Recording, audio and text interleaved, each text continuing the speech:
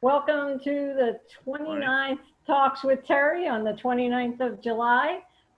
We will be recording this. I want everybody to know, and I appreciate all the questions that have been submitted in advance.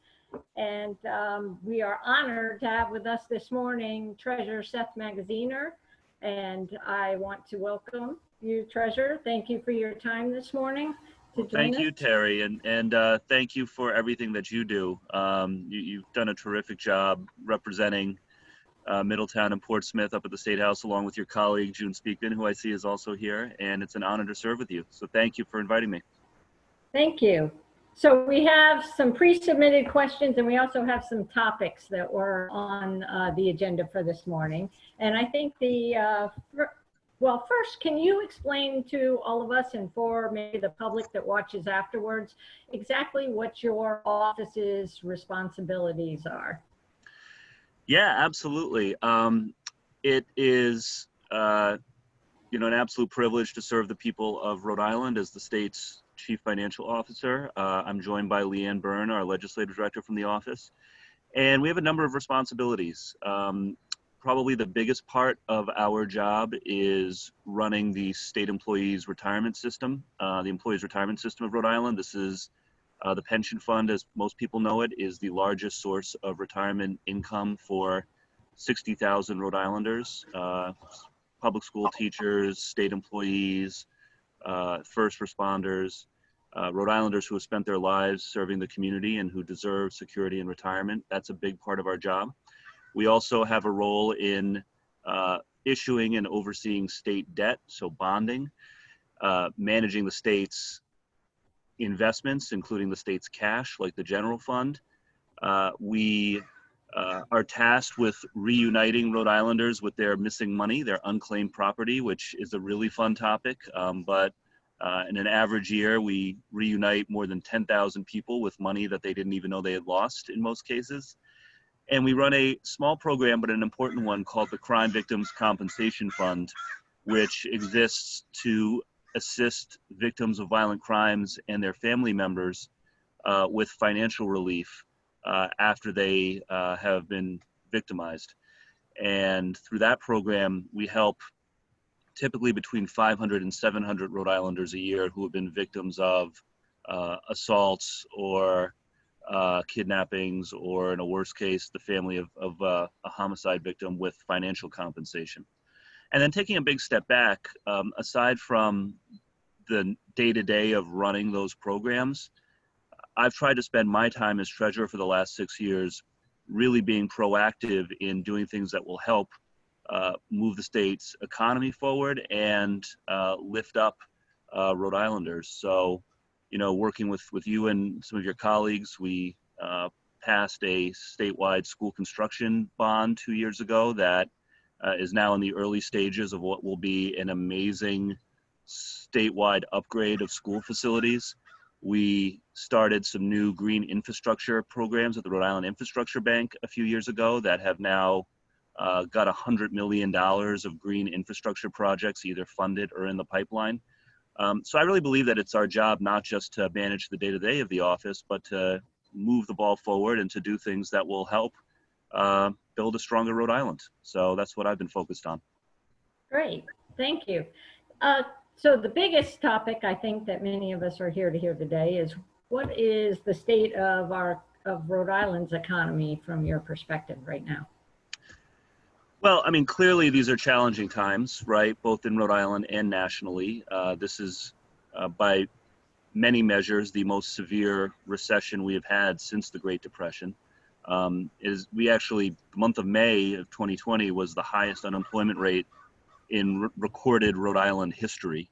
The Bureau of Labor Statistics started tracking employment on a state-by-state basis back in the 1970s, and we have the highest unemployment since they started tracking it back then. Over 100,000 Rhode Islanders filed for unemployment over the last 4 months since COVID-19 began, and a lot of people are hurting as a result. So I think it's incumbent upon all of us as Rhode Islanders, and those of us who have the privilege of serving elected office, to do what we can to, number one, beat this pandemic, but then number two, really focus hard on rebuilding our economy so that it's stronger and more resilient on the back end. I had an op-ed in the Providence Journal recently where I put out some ideas for how we can help do that and how we can put Rhode Islanders back to work. But, you know, clearly these are challenging times. Thank you. Thank you. Do you have a role in the Restore RI grant program, which is that the small business funding? And I think the application's open today. Yeah, so that's being run out of the Commerce Corporation. So our office is not directly involved, but I've had, I don't know, probably half a dozen to a dozen conversations with Secretary Pryor or Jesse Saglio, who's the director of the Commerce Corporation, both to encourage them to go ahead and do a small business assistance program because small businesses are really hurting in the state. As you know, you're a small business owner yourself, Terry. And then also to make sure that now that they're launching it, that we really understand the details of it, because I'm sure you're getting this too, but people are calling our office looking for help. And so we don't have a direct role in it, but I'm very pleased to see that the state is moving forward and doing it because small businesses need this help. Thank you. Yes, that's true. I support it. I'm glad they're doing that. So can you talk about, can you talk a little bit more about job creation and your ideas behind that? Yeah, there's a few things that I think we should be doing as a state to put Rhode Islanders back to work. And I'm very pleased, by the way, that some of these, the governor announced just this week that she's going to include in her updated budget. First, whenever there's high unemployment, the first thing that comes to my mind is, can we put Rhode Islanders back to work fixing things, put Rhode Islanders back to work on infrastructure projects? And there's a lot that can be done in that arena. Interest rates are very low right now, which means it's a good time to issue bonds to fund infrastructure projects. And so we can put Rhode Islanders to work fixing roads and bridges, fixing our ports, like Quonset needs a lot of upgrades, and building more affordable housing. There was an affordable housing shortage even before COVID-19. That was, I think, one of the most pressing issues that Rhode Island was facing. Let's put a lot of people to work building more moderate and low-income housing across the state. So that's kind of one bucket, is infrastructure. And that's an area where I was pleased to see the governor this week announce that she was wanting to move in that direction. So she announced that the affordable housing bond, which was originally going to be a $25 million bond, she now wants to increase to $65 million. And also wants to increase the infrastructure bond to include more money for road works, that's road and bridges, and more money for ports. So actually very much in line with the things that I and many others have been calling for. Aside from infrastructure, I also think there's a great opportunity to put Rhode Islanders to work in different types of COVID response roles. I don't know if anybody on this call has gotten their COVID test done at any point. It's taking a long time. Like, I mean, it's taking 6-8 days, sometimes longer, for people to get results, which almost defeats the purpose of testing, almost. Absolutely. Right? And when you really dig into it, and I've talked with Dr. Alexander Scott and others about it, is one of the reasons that we have these delays is because of a lack of staffing capacity at the health labs to process the tests. So we can put Rhode Islanders to work processing tests. We can put Rhode Islanders to work contact tracing. We can put Rhode Islanders to work doing enforcement of social distancing so that when businesses do reopen, we know that we make sure that they're following the rules. We can put Rhode Islanders to work helping with school reopening. And there's obviously a lot that needs to be figured out about what school reopening is going to look like, but I think it's likely that distance learning will continue to be a component. And so teachers can use help, you know, teachers' assistants, remote learning supervisors. So whether it's in the health space or the education space, there's a lot of need for temporary work that Rhode Islanders can do while they are unemployed to help with the COVID response effort. And so we've been working on a concept with the governor's office that would be essentially almost a New Deal style Job Corps program, similar to like the WPA or the Civilian Conservation Corps in the New Deal era, that will help unemployed Rhode Islanders by getting them an income and putting them to work in various types of COVID response roles. So infrastructure and COVID response jobs, I think, are two immediate things that we can do and we should do in the next few months. Great. Yeah. Excellent. I'll just real quick on this. Sorry, just because you got me going on it. No, that's okay. No, go ahead. You know, I mean, one thing that's really neat is the Department of Labor and Training is collecting all kinds of data when Rhode Islanders file for unemployment now. So we know a lot about the profiles of Rhode Islanders who are unemployed. And, you know, we know not just demographic information, but also what industries they came out of, what occupations, what their prior wages were, what their education levels are. And, you know, no surprise, the unemployed in Rhode Island skew female, skew toward people of color. 3/4 have no degree past high school. And based on the DLT analysis, what they believe is that, you know, as the economy reopens, probably 3/4 of those 100,000 Rhode Islanders who are unemployed will be able to go back to work in the next few months. But there's a good chunk, like a good 20 or 30,000 people whose jobs are not going to come back either until there's a vaccine or ever. And so it's absolutely got to be a priority to help those 20 or 30,000 people get back into the workforce and get employed again, whether it is on infrastructure, on COVID response, or whatever else. And do you anticipate that those people will need, based on the way you describe them, will need more training and more investment in their education? Absolutely. And this is a good time to retrain the workforce too. Again, something we've always needed to do, but especially important now. As we've been working through this Job Corps concept, what we've been envisioning is that individuals in the Jobs Corps would work, say, 30 hours a week, but then would be able to take classes for free, you know, at CCRI or one of our other institutions of higher education to work toward associate's degrees or other credentials at the same time. Because we want to leave people at the end of this experience with better long-term job prospects than they had originally. So absolutely. Right, that makes sense. Building a more sustainable and equitable economy, you've kind of spoken to that, but can you talk about financing, financing, how would we finance these, these programs? Yeah, so I do believe that the state has the capacity to do more bonding, and that's what I wrote in the Providence Journal a couple weeks ago, and the governor has now followed that recommendation and proposed more bonding, which you all in the General Assembly will be vetting now. You know, in a normal election cycle, we may have $200 to $300 million of bonds on the ballot for the public to either approve or reject. This year, I'd like to see us do more like 500 million, 500 to 550, because we do have the capacity. Interest rates are very low.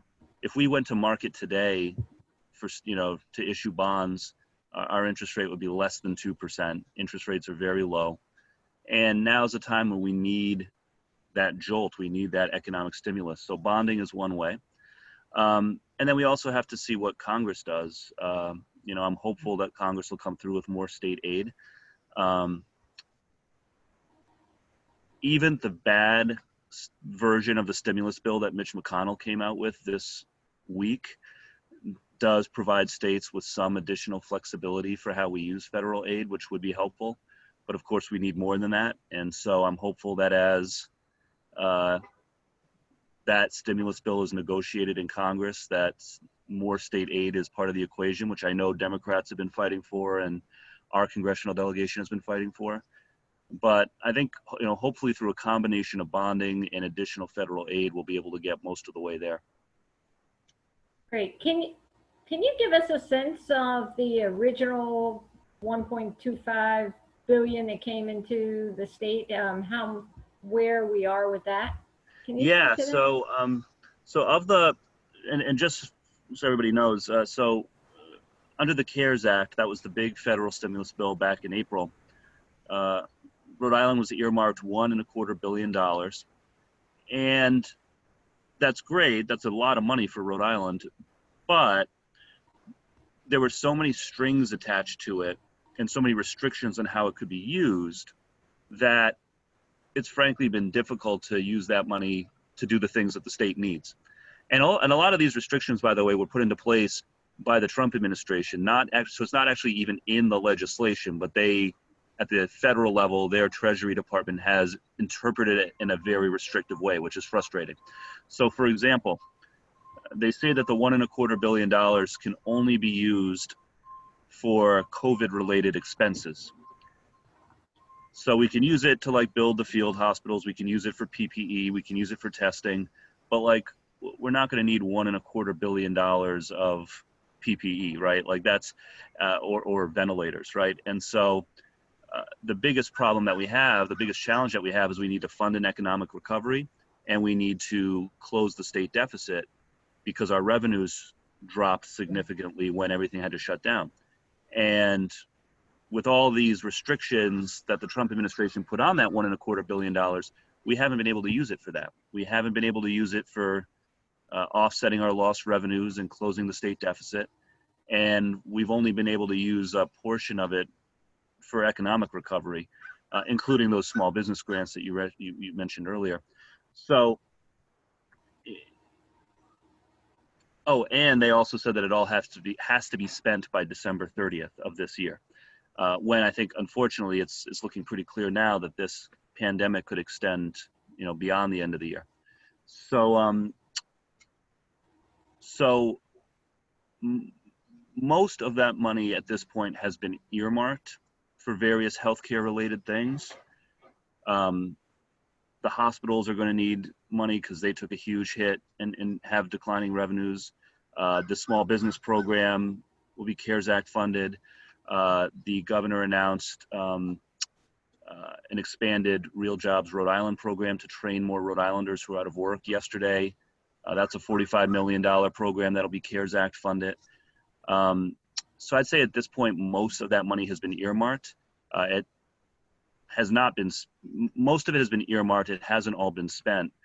What we really need is we need more aid from Congress, and we also need more flexibility. And even again, in the bad Mitch McConnell bill this week, he did give states some more flexibility. So we can use that $1.25 billion now, some of it toward deficit reduction and some of it toward expenses after the end of December, but it's not enough. So we need more. And again, our congressional delegation has been great. Jack Reed in particular has been fighting hard for this. So I'm hopeful that we'll get some additional funding. Absolutely. Thank you. So I know some of the people on the call, I think we have a contingent from Newport, and where they have a new school coming up on their ballot. Can you give us an idea of where the construction, the Rebuild Schools initiative is going, and what's the state of it now in light of COVID? Absolutely. I think most of you know this on the call. I'm a former public school teacher. I taught 3rd and 4th grade in a building that was falling apart, and we had mold and asbestos and, climate control that never seemed to work. So it was always too hot or too cold in the classroom. And so I saw firsthand that the school facility, the environment, has a direct impact on the ability of students to learn and teachers to teach. And so all students deserve schools that are safe and warm and dry and equipped for 21st century learning. I was a co-chair of the statewide school construction task force 2 years ago, where we developed really a once-in-a-generation plan that's going to spend $2 billion over 10 years and $1 billion over 5 years repairing and replacing schools all across the state. And I'm very excited about it. And a lot of the work has already happened, or has already begun. So currently, right now, the biggest school construction project in state history is underway in East Providence. They're building a new high school. Barrington has a beautiful new middle school that had begun before we passed that bond, but at the tail end of the project, they were able to get some extra funding to support the middle school. There's new elementary schools being built in Pawtucket, new elementary schools just built in North Providence, and the list goes on and on. There's a pipeline now, like I said, of close to $1 billion worth of work over the next 5 years in communities all across the state. And this truly is going to be a statewide initiative, which is very exciting. So I'd say we're in about the second inning of this $2 billion decade-long plan. It's really just beginning, but it's very exciting. Newport is going to the ballot this year for a new high school, as you noted earlier. The city council approved it. The state board of education, the state school building authority, approved the plan. And so now it's really just up to the voters whether to build a new Rogers High School. I don't typically tell municipalities what they should do one way or another, but I will note that when we did the committee a couple of years ago, part of what we did is we had a team of engineers go into every school building in the state to do an assessment, and Rogers was literally like the worst in the state in terms of the facility of the building, which is a shame because it's a great school. I have a lot of friends who've gone there. I know people who teach there, but it's clearly a building that, you know, is well past its prime. I see we have Linda from Portsmouth on as well. I know that Portsmouth is deliberating what to do about, you know, potentially a new or significantly renovated middle school. And so if Portsmouth decides to move forward with the middle school, there'll be funding available for that. You know, at the end of the day, these are local decisions, you know, which schools to rebuild, which schools to replace, in some cases, which schools to consolidate, which some districts have done. These are local decisions, but we want to make it easier for municipalities and school districts to fix these buildings in whatever way they feel is most appropriate.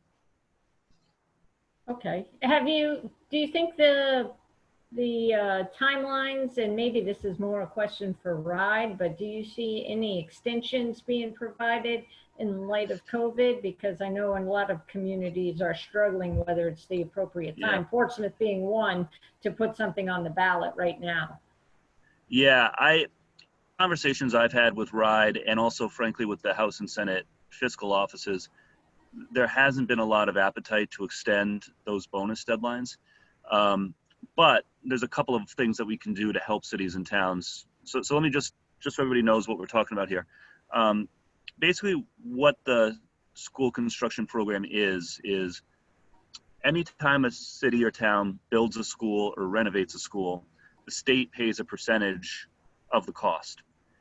And what we've done, and it's sort of scaled so that wealthier communities, the state shares a little lower income communities, the state shares a little higher.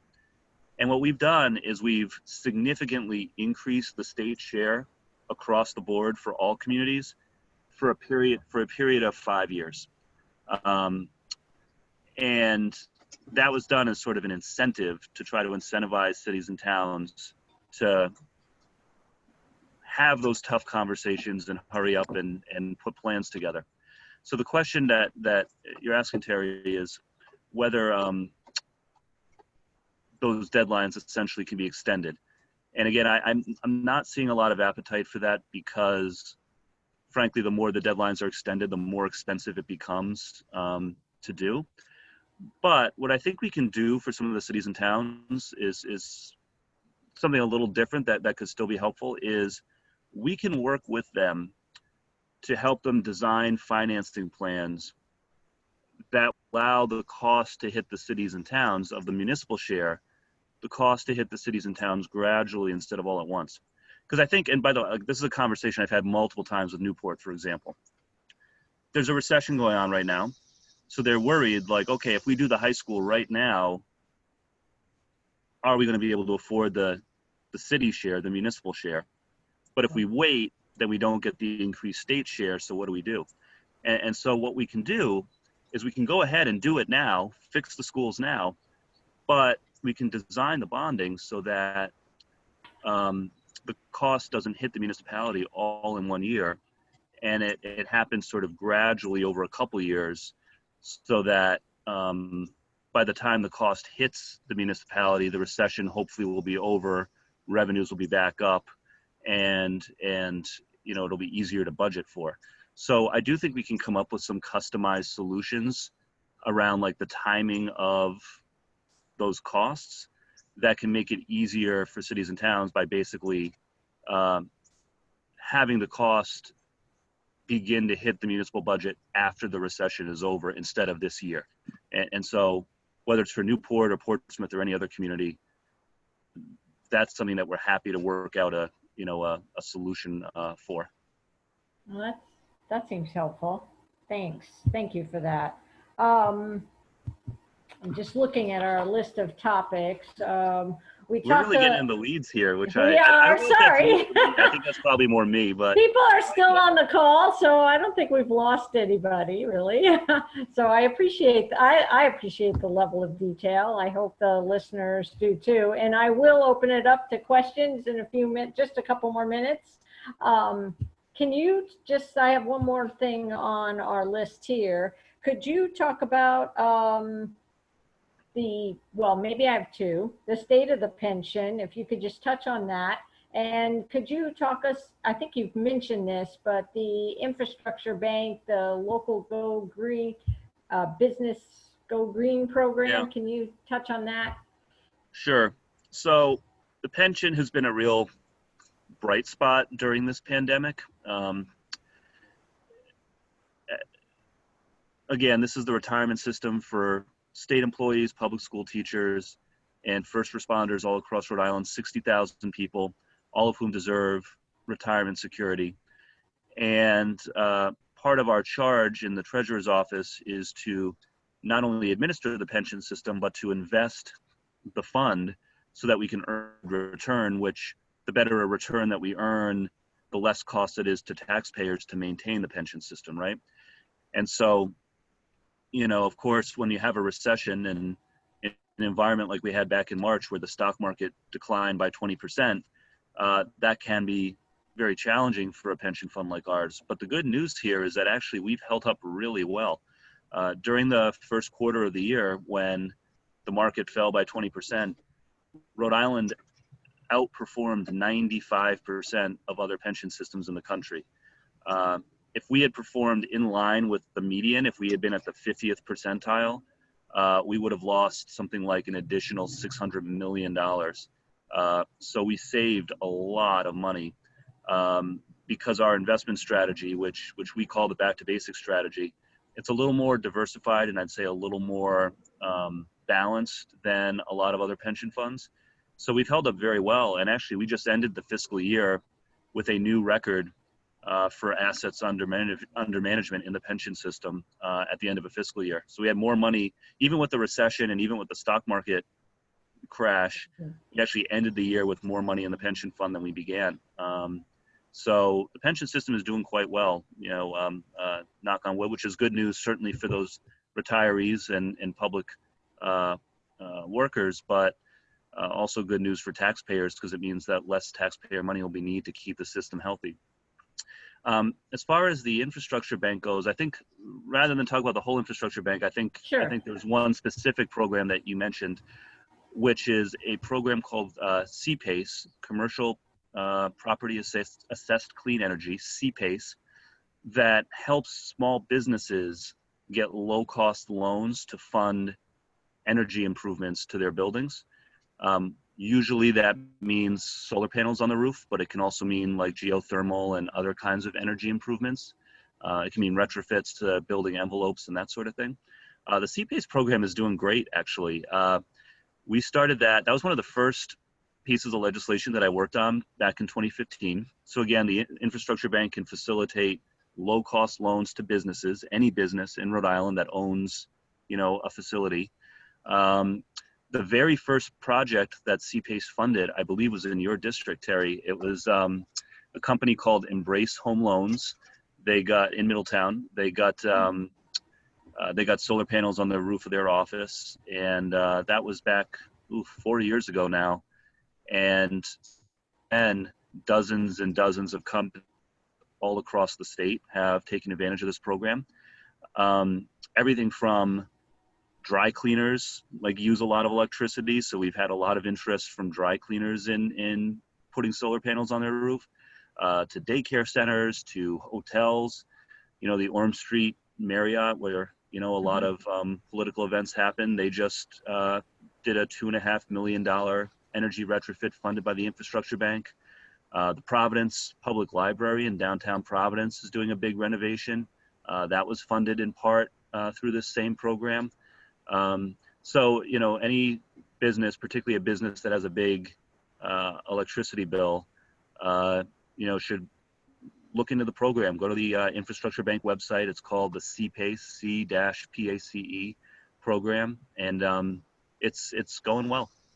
Thank you. Great. So let's open it up to questions while we still have people on the call. People have pre-submitted, but I see many of these people here, so I think I'll just open it up and let people ask their questions directly. And I'll start with Mr. Marshall. Oh, maybe you're driving. Can you talk? Oh, can we unmute? Yeah.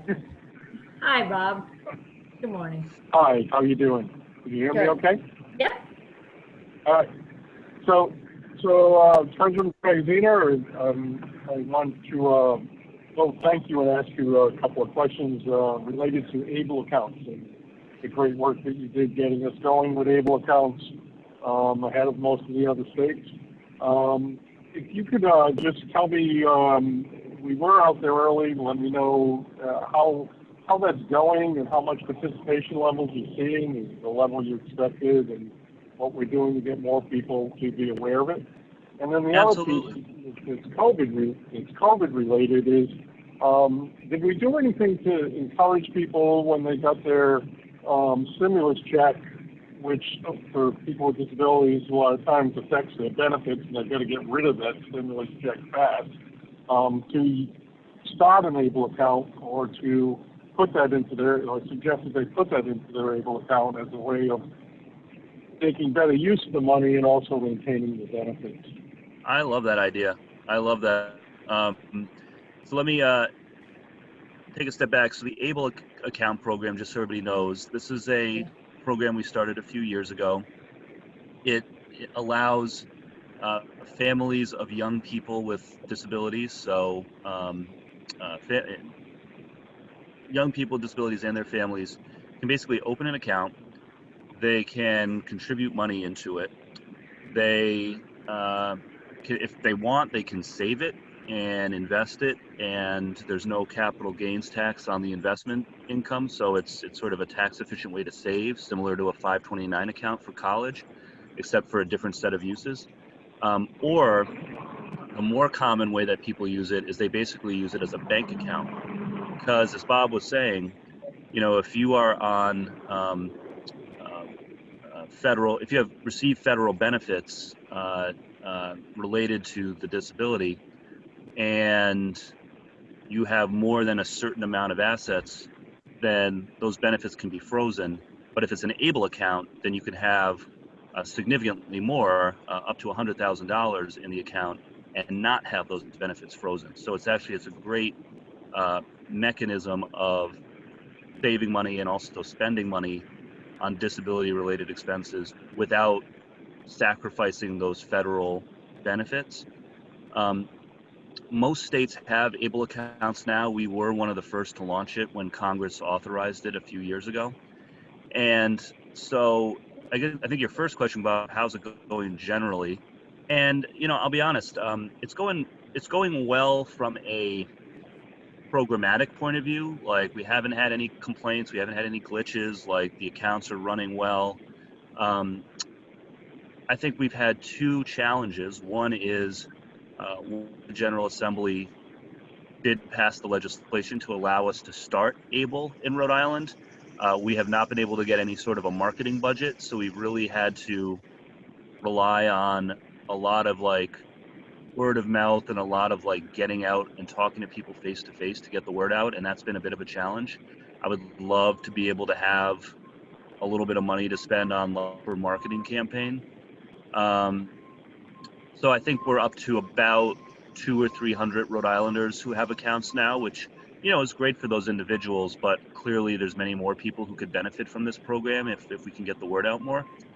I love your idea about proactively letting people know that when those stimulus checks come, if they're worried that those stimulus checks will trigger a freeze in benefits, that one way to avoid that freeze is to deposit it into an ABLE account. So I'll have to think about, maybe we'll talk with DLT. I'll have to think about what the most efficient way for us to get that word out is, since we don't have a marketing budget. But we, you know, we can probably go to the press. We can probably try to get some stories about it. I think that's a really great idea, because it does look like there's going to be another round of those coming. Yeah, if there is another round, would there be any ability to get a marketing budget out of the COVID-related funds to encourage people to start accounts with that? Possibly. COVID-related, yeah. So. Yeah. Into that for sure. Thank you. That's great. So we have Ted Peets. Is Ted Peets on the line? Maybe. Oh, there you had a question, Ted, about fiber optics. Do you want to ask your question, or should I? You got to unmute yourself, House of Peets. Okay. Yeah, I'm sorry. Yeah, I dialed in and then I always forget to unmute. Yeah, how you doing? And well, my question really is that, you know, I'm hearing great things, but talking about retooling the economy, putting people back to work. Interest rates are incredibly low right now, which represents an enormous opportunity to build out some of the dark fiber we have here in Rhode Island. And not enough people talk about this, but we do have a 48-strand backbone called Ocean, and only 10% of those fibers are being utilized. If we could only build out the last mile of that fiber in terms of just helping fund that and creating community access networks, and you would have an open access policy so new ISPs could jump in or cloud-based companies could utilize that fiber. Because Rhode Island, we really struggle from two things to starting cloud-based companies. Electricity is very expensive here in Rhode Island, and there's a lot of reasons for that. And broadband is really expensive. And we look at the top companies in America today that are killing it. Amazon, Apple, Google, Netflix, Microsoft, they're all major players in the cloud-based market. And I see this as an enormous opportunity that we could have here in Rhode Island and make us part of the conversation, because we do have a state asset that we're just simply not using. And I was just wondering what the thoughts were for allocating some of this money that was going for that infrastructure bond proposal towards building out Ocean or broadband in general. It's really interesting. I think that's really interesting. You touched on the challenges that lack of broadband access, affordable broadband access, have on our small business community and our entrepreneurship community. I think that COVID-19 has also shown in very stark terms how big a digital divide there is among low-income households too. You know, as families have had to adapt to distance learning, access to broadband has been, I think, a big challenge for a lot of those families as well. So there's a whole lot of reasons why this is an area that we should invest more in. I think it's important from an economic growth perspective, but it's also important from an equity and fairness perspective as well. And so, yeah, I think that that's something that we should take a closer look at for sure. And if you have specific ideas or specific thoughts on how we can do it, I'll talk about that more offline, and maybe Terri, you can help facilitate. I will connect you to, for sure. I'm sure Ted would love that. Great, that's great. Terri, we have Linda with her hand up.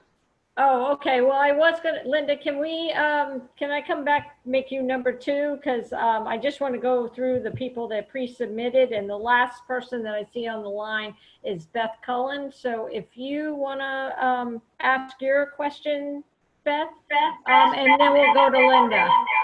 Oh, that's terrible. Sorry about that. Can you hear me? Yeah, that's better. Thank you. Okay. That's better. Terry, actually, I have several questions, and Seth did touch on the Rogers High School bond. Let's try. We do have somebody behind you, so why don't you take one, and then we'll come back to you, and you can. Okay, well, why don't you read the one you have in front of you? Okay, I have. Let's hold on a minute. Okay. I'll read it verbatim. Do you see value in bringing a state-run Davies-type high school to Aquidneck Island or South County? Today's students, young and old, need a much more diverse set of 21st century skills in their toolkits to compete. Yes. So short answer, yes. I mean, when we were doing the putting together the statewide school construction plan, I must have visited, I don't know, 40 or 50 schools all across the state. And one of the things that happened during those visits is I absolutely fell in love with career tech programs at the high school level. You can get really good jobs in a number of fields through these programs. And, you know, at the end of the day, four-year college or sort of that, traditional academic post-secondary path is not for everyone. It's not what every student is interested in, and it's also not necessary for everyone in order to get a really good career. And one of the things that we found when we were doing this research was that there were good career tech programs in Rhode Island that have wait lists that students who wanted to do them were not able to get into them, in part because the facilities weren't big enough or updated enough to accommodate the level of demand. So as part of the school construction plan, we do have extra funding in there, extra bonus funding for school districts to build out their career tech programs, facilities. And so yeah, you know, as I know as part of the proposed new Rogers High School in Newport, expanded career tech facilities is a big part of that proposal. And that's one of the reasons why, if the voters approve the new Rogers plan, the state share will be higher. So prior to when we passed this plan, Newport's state share would have been 35% of project costs would be paid for by the state. Now under this proposal, it'll be 52.5%. And part of that from 35 to 52.5 is because career tech is a big part of that proposal. You know, over in South County,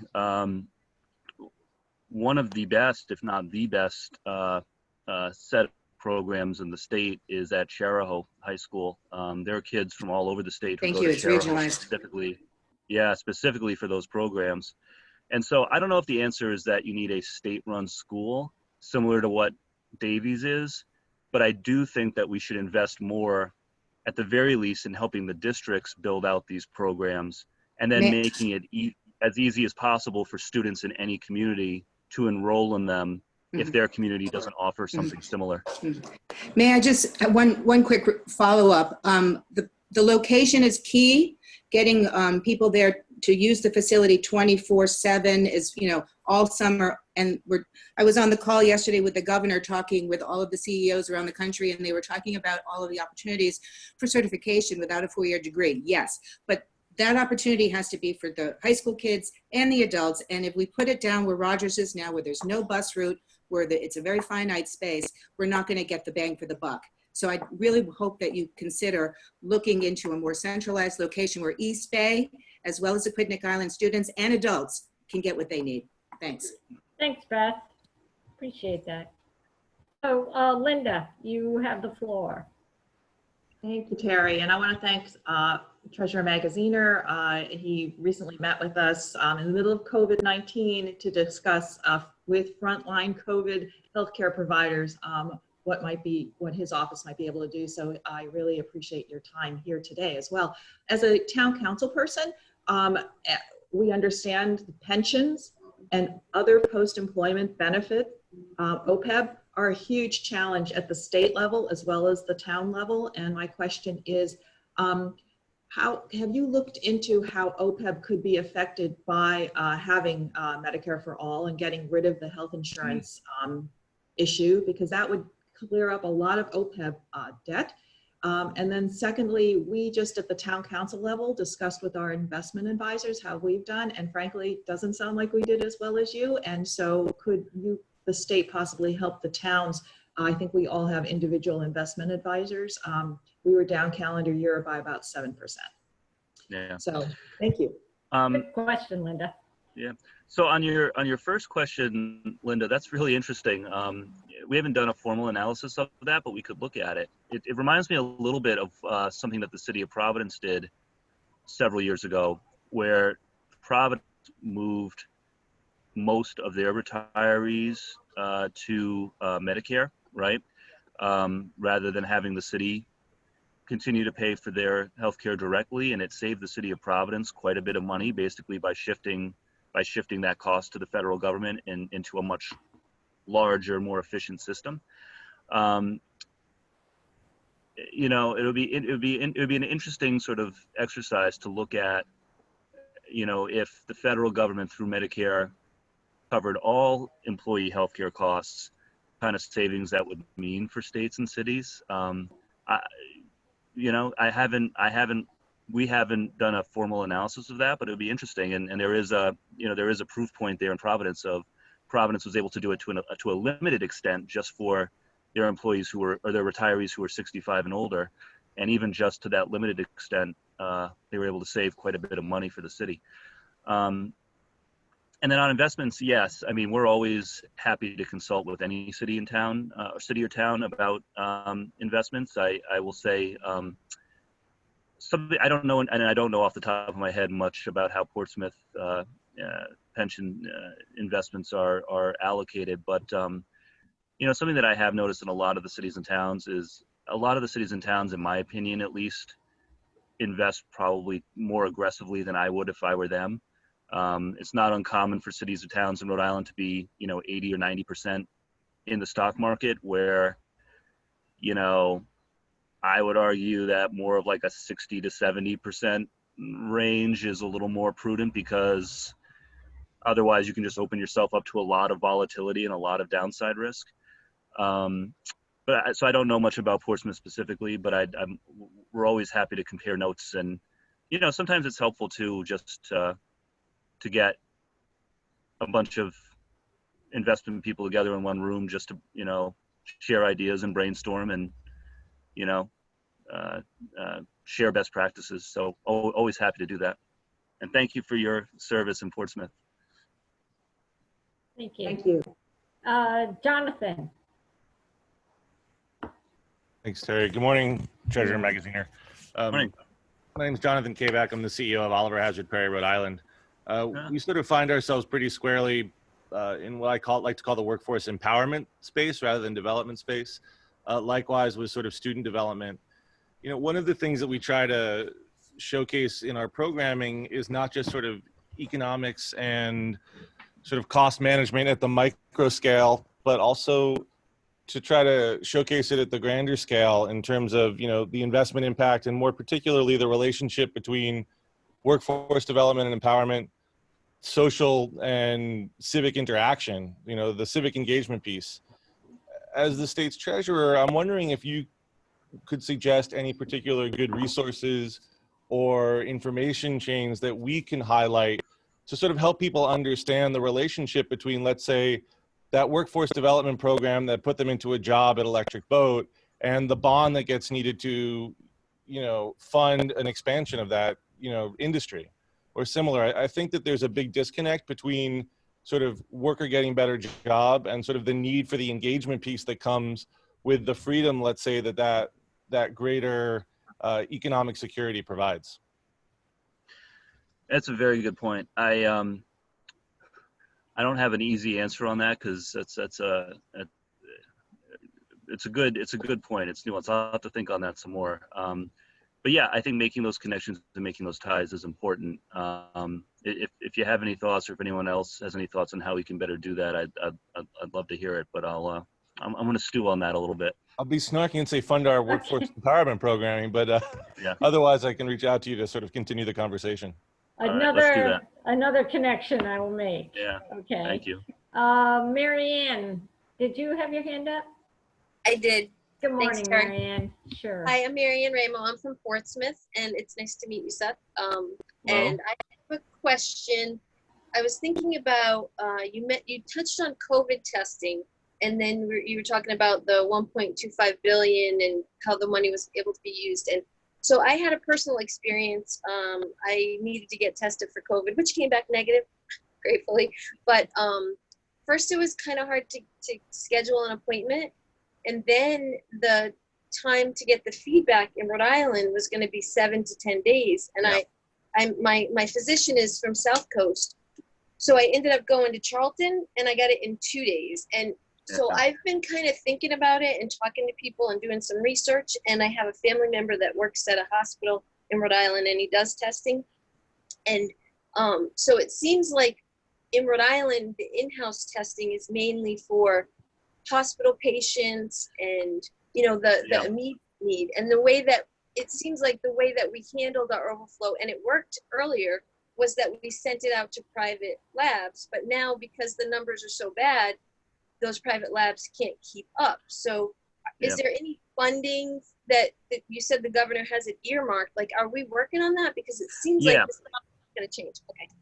Yeah, no, and that's exactly what I was talking about. So, and you're absolutely right.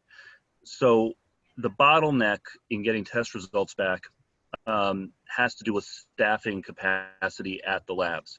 You have the state health lab, which is turning around tests in 1 to 2 days. So anytime there's an emergency test, like if a healthcare worker needs a test or a first responder needs a test, or, if you're going in for a medical procedure and the doctor wants you to get tested first, those are all going to the state health lab, and those get turned around in 1 or 2 days.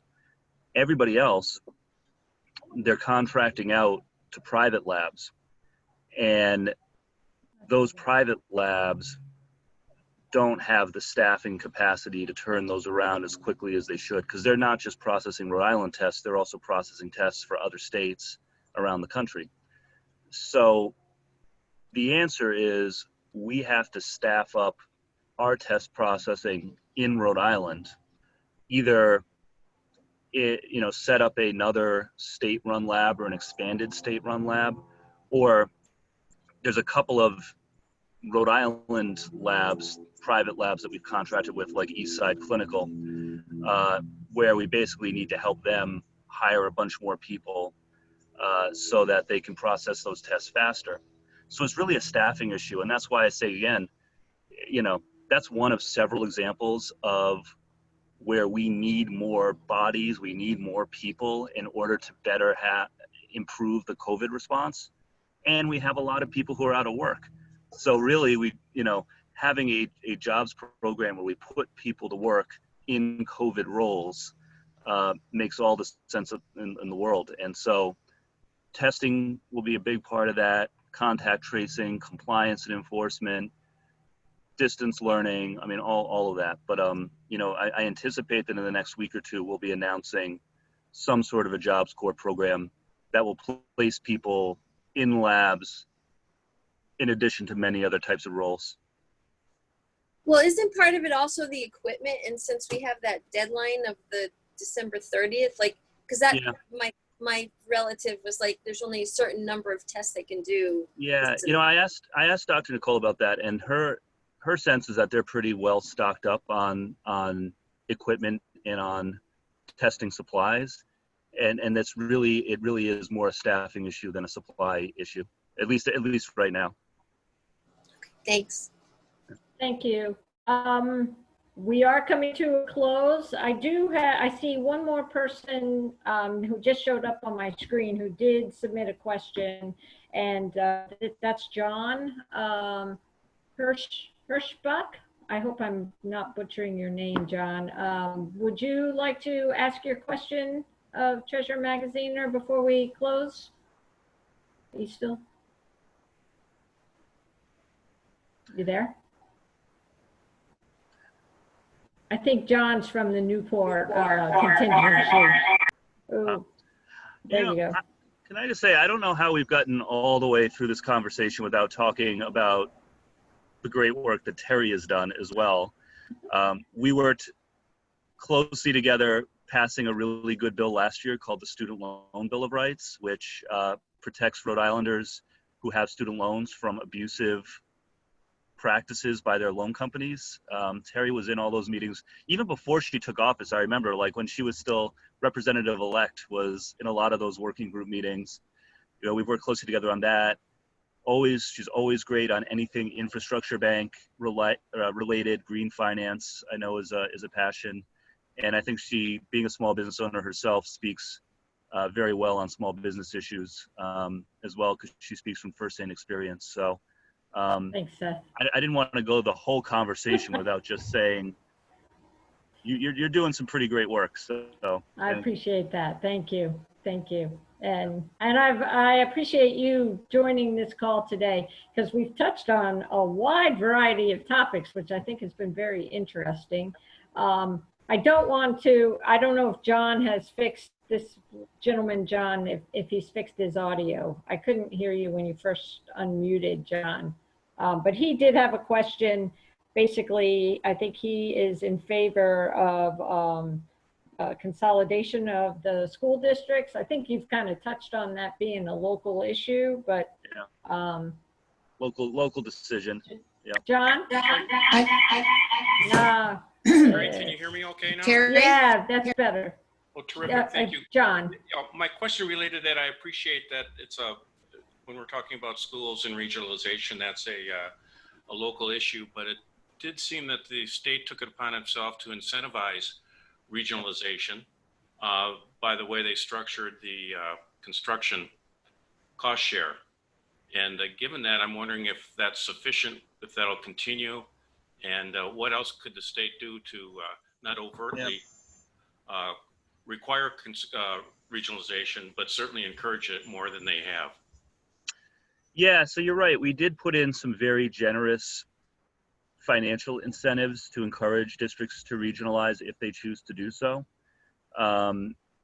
So if 2 districts were to regionalize their entire school systems and build new facilities or renovate facilities as a part of that, they could get bonuses theoretically as high as, a state share theoretically as high as 70 or 80% for school construction costs. But again, at the end of the day, I do think that these are local decisions. And look, I mean, I'm a product of a regionalized school system. I was a first grader in the Bristol public schools when we regionalized with Warren. And so, for some communities, I know firsthand that it can make sense. But I don't think, both practically and also frankly politically, I don't think it makes sense for the state to force communities to do that. I think that is something that communities have to choose to do on their own. We did provide some pretty generous financial support for communities that do decide to do so. But at the end of the day, again, I think these are local decisions. And the other thing I would note is that even if districts do not regionalize formally, you can still collaborate on things that can lead to economies of scale. So I'm a big proponent of having a single statewide curriculum. I'm a proponent of statewide purchasing. We already have a statewide retirement system for teachers and school employees. So, there's really, again, I'm not going to tell any community what to do. I think these are local decisions, but there's really not just 2 options here. There's 3 options.